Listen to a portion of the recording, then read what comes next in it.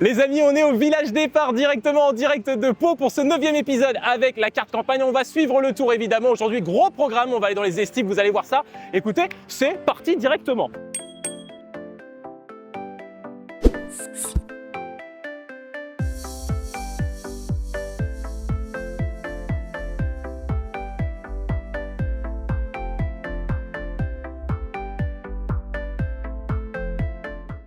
Si vous étiez agriculteur, qu'est-ce que vous choisiriez comme production agricole? Moi, la vache. La vache. Du bovin. Du boulot quoi. Ouais. Moi, je ferais des vergers parce que c'est mon fruit préféré. Du maïs. Céréales, ouais. Moi, les fraises. Des fraises? Ouais, des fraises. Et moi, je passerais sur les framboises fruits. Bon, bah, que des fruits. Ouais, les fruits. Faut faire des levages à viande, de la blonde, tout ça. Donc du bovin. Ouais, mais avec un circuit court. Moi, plutôt tout ce qui est mouton. Légumes, je pense, ouais. Du raisin. Hein. Du raisin, ouais, ça fait sens. Alors, il va falloir investir parce que, évidemment, ça coûte de l'argent d'être agriculteur. Est-ce que vous pouvez me donner le prix de ce tracteur? 12 000. 12 000? Ouais. Moins cher qu'une voiture? 110, moi je dirais 110 000. 110 000? Ça que tu peux être très loin. Ouais, 30, 30 000 euros. 30 000 euros? 45, 47 000. 120 000 euros. Moi, je dirais 80.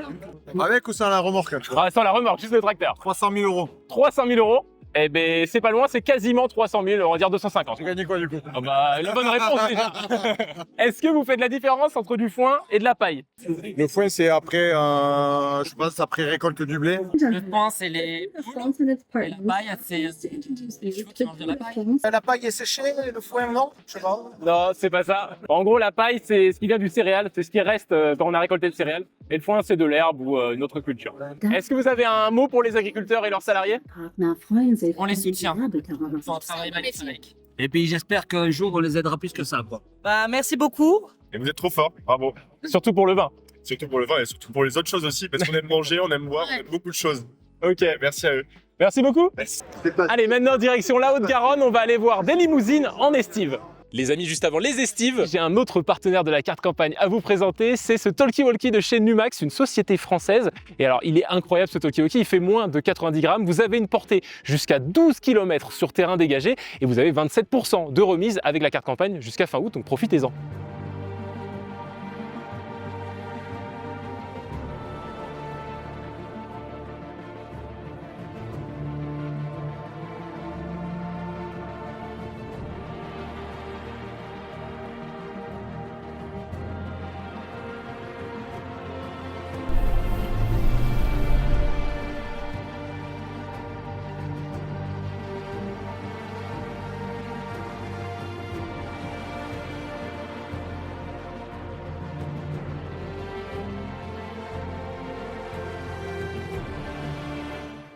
Salut Sébastien.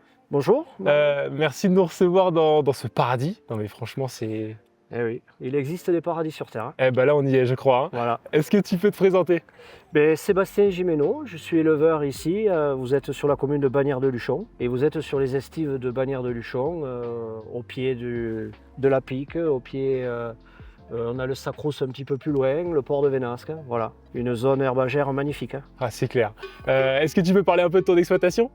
Je suis donc avec mon épouse qui m'a rejoint depuis 1 an. Nous sommes sur un système bovin-viande avec 90 mères allaitantes en race limousine sur une exploitation d'environ une centaine d'hectares dans la vallée et nous pratiquons l'estive 5 mois par an. Ok. Et nous avons développé récemment avec mon épouse un petit atelier de vente d'œufs poules pondeuses. Voilà. Et comment ça fonctionne l'estive pour ceux qui ne connaissent pas? Alors l'estive, nous sommes sur des terres communales, c'est-à-dire un groupement pastoral qui loue les terres à la commune. Le groupement pastoral est constitué d'une quinzaine d'éleveurs et nous partageons ensemble 2600 hectares à peu près. D'accord. Donc il y a à peu près 300 bovins et il y a à peu près 2500 ovins. Ok, ils sont mis en commun sur ces Alors terres? c'est mis en commun, mais on a plusieurs entités. Il y a une entité bovine, donc c'est mon troupeau et un autre troupeau qui est sur le plateau. Et ensuite, il y a 2 entités ovines, une entité qui est dans ces zones escarpées et une autre entité qui est dans une zone qu'on ne voit pas. D'accord. Voilà. Pourquoi le choix de cette race? Une histoire de goût. Il n'y a pas de mauvaise race, m'a-t-on toujours dit. Il n'y a que des mauvais éleveurs. Avec mon frère, on a choisi cette race à l'époque parce que moi j'ai repris l'exploitation de mon frère par goût pour la limousine, tout simplement. Ok.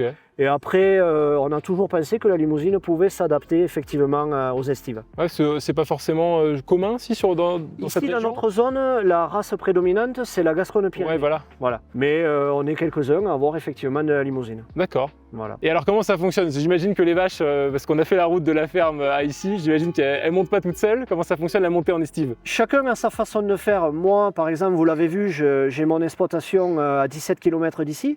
Donc c'est compliqué de monter à pied à l'ancienne. Donc nous, on monte tracteur et bétaillère. Ok. Voilà. Par contre, les collègues qui habitent dans la vallée, à Luchon, eux, ils montent à l'ancienne à pied. À pied. Voilà, ils traversent Luchon et ils montent à pied. Et en bétaillère, ça doit prendre un petit peu de temps même. Non, en bétaillère, avec les outils qu'on a aujourd'hui, moi je mets 1h15 à peu près. 1h15, d'accord. Voilà. Ok. Ouais. Et pour monter tout le troupeau? Alors bien sûr, Ouais. je monte tout le troupeau, on fait une quinzaine de voyages. Voilà, ouais, c'est ça. L'avantage, c'est que je le fais pas tout le même jour, ça traîne sur une dizaine de jours. Ok, Voilà. d'accord. Je le fais selon le temps que j'ai, selon le travail à la maison, sur une dizaine de jours. Ok. La montée en estive se fait début juin à peu près, Début juin. et la descente se fait selon le temps, on va descendre à peu près vers la Toussaint.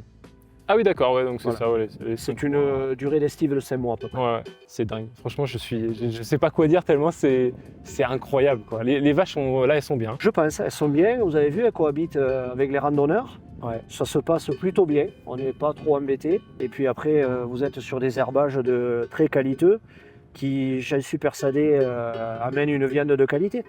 Voilà, Bah merci. je vous en prie. Et nous les amis, on se retrouve pour la dernière étape à Nice où on vous fera vivre justement l'arrivée sur la promenade des Anglais. À bientôt.